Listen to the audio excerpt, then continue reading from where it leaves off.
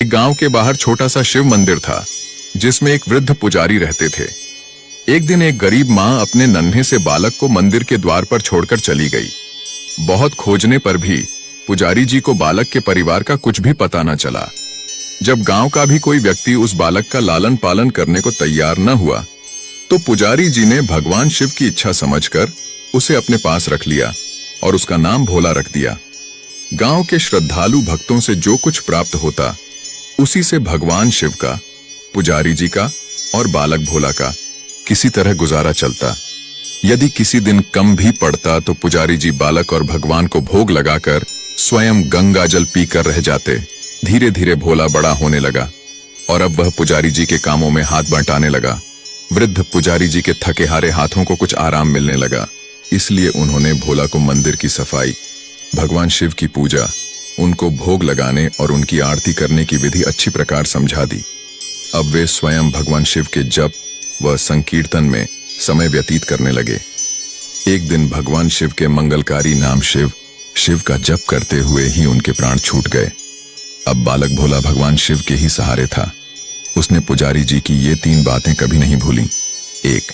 भगवान भोलेनाथ शिव शंकर को ताजी गर्म रसोई का ही भोग लगाना। 2. भगवान को भोग लगाए बिना स्वयं कुछ भी नहीं खाना। 3. भगवान शिव पर विश्वास रखकर कभी भी किसी भी वस्तु का संग्रह न करना, बासी भोजन का भी नहीं। यदि कोई भक्त पहले से बना भोजन या मिठाई मंदिर में दे जाता तो वह उसे गरीबों में बांट देता। वह ताजी रसोई बनाकर ही भगवान को भोग लगता, उसके बाद ही स्वयं प्रसाद ग्रहण करता और यदि बचता तो उसे बांट देता। यदि रसोई बनाने को सामग्री न होती तो भोले बाबा और भोला भक्त दोनों गंगा जल पीकर ही रह जाते। एक बार बरसात का मौसम आया और 3-4 दिन तक मूसलाधार वर्षा होने से मंदिर में एक भी भक्त नहीं झांका। भोला अपने भोले बाबा को गंगा जल का ही भोग लगाता और उसे ही पीकर रह जाता। भोले बाबा बालक की भक्ति, सहन शक्ति की परीक्षा लेते रहे, किंतु आखिर में अपने भक्त को भूख से तड़पते देख उनसे रहा न गया। वे सेठ के नौकर का रूप धरकर हाथ में भोजन सामग्री की पोटली लेकर वर्षा में भीगते हुए मंदिर के द्वार पर जा पहुंचे। उन्होंने आवाज लगाकर भोला को बुलाया और उसके हाथ में पोटली देते हुए बोले, सेठ जी ने यह सीधा अर्थात कच्चा राशन भेजा है। इससे रसोई बनाओ, भोग लगाओ और स्वयं भी प्रसाद पाओ। मैं कल फिर आऊंगा। भोला भगत ने आशीर्वाद देकर उसे विदा किया और सूखी गीली लकड़ियों के धुएं में गर्म रसोई बनाकर भोले बाबा को भोग लगाया। पूरे वर्षा के मौसम में भोले बाबा नौकर के वेश में भोला भगत को सीधा देने आते रहे और स्वयं भी गर्मा गर्म रसोई का भोग पाते रहे। एक दिन भोला भगत ने सोचा कि सेठ जी को सीधा भेजते हुए 4 महीने हो चले हैं, किंतु वे स्वयं कभी मंदिर में भोले बाबा का प्रसाद ग्रहण करने नहीं आए। अगले दिन जब भोले बाबा नौकर के वेश में सीधे की पोटली देने आए तो भोला भगत उनसे बोला, भाई, तुम्हारे इतने धर्मात्मा सेठ जी कभी स्वयं मंदिर में प्रसाद लेने नहीं आए। इस कारण मेरा हृदय अत्यंत दुखी हो रहा है। अपने सेठ जी से कहना कि कल वे भी मंदिर में प्रसाद ग्रहण करने अवश्य पधारें। भक्त की बात सुनकर नौकर बने भोले बाबा चौंक कर घबरा उठे और बोले, पुजारी जी, सेठ जी मेरे द्वारा आपको सीधा भेजते हैं। आप इससे भगवान को भी भोग लगा लेते हैं और स्वयं भी प्रसाद पाते हैं। फिर सेठ जी को बीच में बुलाने की क्या जरूरत है? जैसा चल रहा है वैसे ही चलने दीजिए ना। भोला बोला, ऐसे कैसे चलने दूं? आपके धर्मात्मा सेठ जी इतने दिनों से सीधा भेज रहे हैं, क्या मैं उन्हें भगवान का प्रसाद देने का अपना कर्तव्य भी पूरा न करूं? मैं किसी का उधार खाने वाला नहीं हूं। अपने सेठ जी से कह देना कि यदि कल भोले बाबा का प्रसाद ग्रहण करने न पधारे तो मैं उनका सीधा लेना बंद कर दूंगा। नौकर बने भोले बाबा तो अपने भोले भगत की अक्कड़ देखकर कांप उठे और यह सोचकर मन मन में हंसे कि वाह, आज तो लेने वाला ही देने वाले पर धौंस दिखा रहा है। लेकिन सरल हृदय भक्त के मनोभाव पर रीझ कर वे बोले, ठीक है पुजारी जी, कल सेठ जी मंदिर में प्रसाद ग्रहण करने जरूर पधारेंगे। दूसरे दिन बड़े सवेरे ही भोले बाबा नौकर के वेश में दूध और बहुत सारी भोजन सामग्री लेकर मंदिर पहुंच गए। भोला चौंकते हुए बोला, भाई, आज इतना सारा सीधा किस लिए ले आए? नौकर बने भोले बाबा बोले, पुजारी जी, भूल गए क्या? आज आपने सेठ जी को प्रसाद के लिए बुलाया है, इसलिए आप छक्कर रसोई बनाइए और भोले बाबा को भोग लगाइए। हाँ, ये तो बता दीजिए कि सेठ जी किस समय आएंगे। भोला ने प्रसन्न होकर उन्हें सेठ जी के आने का समय बता दिया और भोला भक्त की इच्छा पूर्ण करने के लिए भोले बाबा कैलाश पर सेठ का रूप धारण करने लगे। इधर अपने स्वामी को एक प्यारे भक्त के यहाँ जीमने जाने का समाचार सुनकर ममता मई अन्नपूर्णा मां पार्वती भी भला कैसे पीछे रहती। वे भी पति की आज्ञा लेकर सेठानी का रूप धारण करने में जुट गईं। भोले बाबा ने अपने गले से मुंडों की माला उतार दी, शरीर पर लगी भस्म, कमर पर पहना हुआ बाघांबर और बाहों और कानों में पहने सांपों के हार भी उतार कर रख दिए। उन्होंने एक मखमल का सुंदर कुर्ता धारण कर लिया, अपनी जटाएं सीधी कर गंगा और चंद्रमा को उसमें छिपा लिया और हाथ का त्रिशूल और डमरू भोले बाबा ने नंदी के हाथ में थमा दिया और अपने हाथ में एक सुंदर छड़ी लेकर पार्वती जी के तैयार होने की प्रतीक्षा करते हुए कैलाश पर चहलकदमी करने लगे। पार्वती जी घंटों से मेकअप करने में जुटी हुई थीं। उन्होंने आज सुंदर बनारसी साड़ी निकालकर पहनी, जिसका रंग सेठ बने शिवजी के कुर्ते से मैच कर रहा था। उन्होंने सोने चांदी हीरे के आभूषण धारण कर लिए, एक सुंदर सा पर्स लिया और भोले बाबा के आवाज लगाने के बाद कक्ष से बाहर आई। जब पार्वती जी और शिवजी ने एक दूसरे को सेठ सेठानी के वेश में देखा तो वे एक दूसरे को निहारते ही रह गए। दोनों एक दूसरे को देख देख कर निहाल हुए जा रहे थे। इससे पहले उन्होंने कभी एक दूसरे का ऐसा सुंदर रूप देखा ही नहीं था। जब भगवान गौरी शंकर सेठानी सेठ का रूप धरकर कैलाश से अपने भक्त के यहाँ दावत पे चले तो गणेश, कार्तिकेय, नंदी, ऋषि मुनि, देवता भी उन्हें देखकर ठगे से रह गए। भोला भगत आज सुबह से ही सेठ जी के स्वागत में पकवान बनाने में जुटा हुआ था।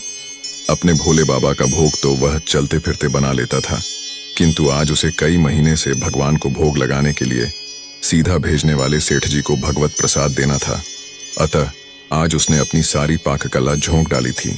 उसने सेठ जी द्वारा भेजे हुए चावल धोकर खीर बनाई और उसमें सेठ जी के द्वारा भेजे हुए पिस्ते, बादाम, केसर, चिलगोजे, किशमिश डाले। मिर्च और अदरक को कूटकर उसे बाजरा, बेसन और गेहूं के आटे में भर भर कर मोटे मोटे मिस्सी रोटियां बनाई। रसोई बनाकर भोला भगत स्नान करने चला गया ताकि स्वच्छ वस्त्र पहनकर भोले बाबा को भोग लगा सके। जब भोला भगत स्नान करके लौटा तो देखा सेठ जी प्रसाद ग्रहण करने के लिए स्वयं तो आए ही हैं, संग में अपनी सेठानी जी को भी ले आए हैं। भोला ने झट दोनों से राम राम की, उन्हें आसन देकर बैठाया और बोला, मैं अभी भगवान को भोग लगाकर आता हूं, फिर आपको प्रसाद परोसूंगा। भावना के भूखे भोले बाबा से भूख सहन नहीं हो पा रही थी, इसीलिए वे बोले, पुजारी जी, भगवान को जल्दी से भोग लगाइए, मुझसे भूख सहन नहीं होती। भोला भगत बोला, सेठ जी, भूख तो मुझे भी बड़े जोर से लग रही है, किंतु मैं अपनी भूख के कारण भगवान को भोग लगाना नहीं भूलता। यदि दुनिया के सारे लोग इसी तरह अपनी भूख के लिए भगवान को भोग लगाना भूल जाएं, तो भगवान तो भूखों मर जाएंगे। सेठ जी बने भोले बाबा एक पत्तल उठाते हुए बोले, पुजारी जी आप भोग लगाइए, इधर मैं पत्तल परोस लेता हूँ, मुझसे भूख सहन नहीं हो पा रही है। भोला भगत सेठ जी बने भोले बाबा को डांटते हुए बोला, सेठ जी, भगवान के काम में न तो जल्दीबाजी चलती है और न कंजूसी। मैं जब तक भगवान को भोग नहीं लगा लेता, आप रसोई के पास भी नहीं फटक सकते। चुपचाप इधर बैठ जाइए और ओम नमः शिवाय जपते रहिए। मैं अभी आता हूँ और आपको पेट भर भोजन कराता हूँ। सेठ बने शिव जी चुपचाप अपने आसन पर जा बैठे। सेठानी बनी पार्वती उनकी यह दशा देख मुश्किल से अपनी हंसी रोक पाईं। लेकिन जैसे ही भोला भगत पत्तल में सामग्री लेकर भगवान को भोग लगाने मंदिर में गया, शिवजी पार्वती जी को मौन रहने का संकेत करते हुए चुपके से रसोई में पहुंच गए और उन्होंने व्यंजन उठाकर छकना शुरू कर दिया। भोले बाबा तो प्रसाद को छकते ही भौंचक्के रह गए। खीर में चीनी की जगह नमक भरा हुआ था और सब्जियों में चीनी भरी हुई थी। जैसे ही भोले बाबा ने रोटी का एक ग्रास तोड़कर मुंह में दिया, वे सीसी करने लगे, क्योंकि रोटी में मिर्च ही मिर्च भरी थी। वे सीसी करते हुए उल्टे पैर भाग आए और अपने आसन पर जा बैठे।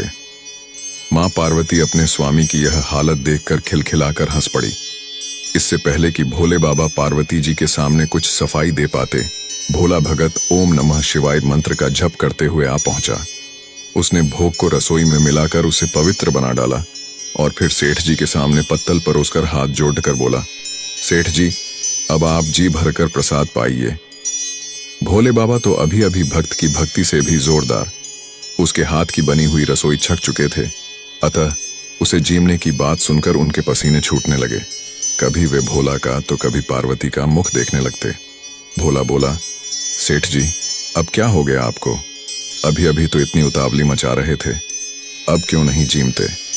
आप जीमोगे तभी तो माता जी भी प्रसाद ग्रहण करेंगी और फिर मैं भी प्रसाद पाऊंगा। भोला की बात सुनकर भोले बाबा ने चुपचाप खीर का कुल्हड़ उठाया और सारी नमकीन खीर गटागट पी गए। कुल्हड़ खाली होने की देर थी कि भोला ने उसे झट से भर दिया। अपने प्रिय भक्त के हाथों परोसे हुए भोग में भगवान को आज दुगना स्वाद आने लगा। भोला परोसता गया और भोले बाबा पीते गए। जगन्माता पार्वती भक्त और भगवान दोनों के प्रेम को देख देख कर मंत्रमुग्ध होती रहीं।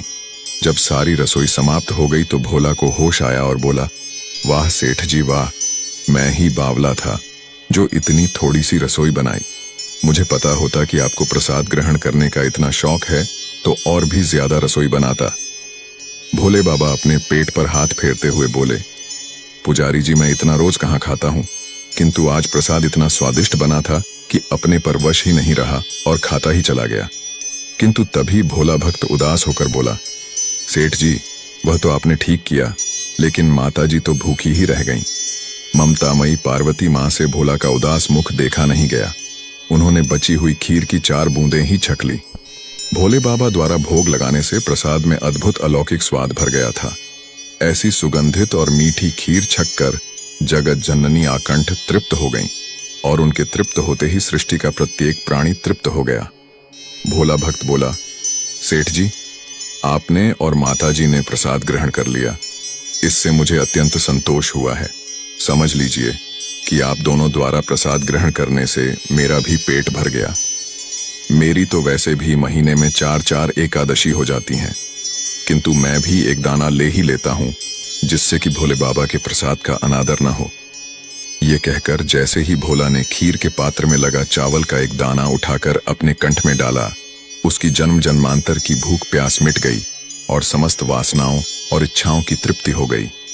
उसके ज्ञान के नेत्र खुल गए और उसने देखा कि उसके सम्मुख त्रिलोकीनाथ भगवान शंकर और जगत जननी मां पार्वती आशीर्वाद की मुद्रा में मुस्कुराते हुए खड़े हैं। भोला दौड़कर उनके चरणों में लौट गया और उन्हीं में समा गया।